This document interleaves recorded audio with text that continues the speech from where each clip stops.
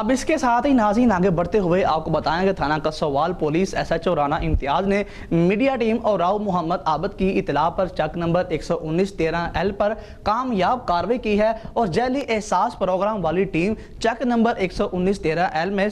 جعلی طریقے سے فی خواتین سے 200 روپے وصول کر رہی تھی۔ اسی حوالے سے مزید بات کر لیتے ہیں اپنے نمائندے ارشاد احمد مغل سے۔ ارشاد احمد بتائیے گا۔ جی بالکل، تفصیلات کے مطابق تھانہ کسوال SHO رانا امتیاز نے میڈیا ٹیم اور راؤ محمد عابد کی اطلاع پر چک نمبر 11913L میں کامیاب کارروائی کی، جس میں جعلی احساس پروگرام والی ٹیم چک نمبر 11913L میں جعلی طریقے سے فی عورت سے 200 روپے وصول کر رہی تھی، جس پر میڈیا ٹیم اور راؤ محمد عابد کو اس بات کا پتہ چلا تو انہوں نے فوری ایکشن لیا اور ملزمان کو پولیس تھانہ کسوال کے حوالے کر دیا، جس پر اہل علاقہ کی عوام نے میڈیا ٹیم اور راؤ محمد عابد کا شکریہ ادا کرتے ہوئے IG پنجاب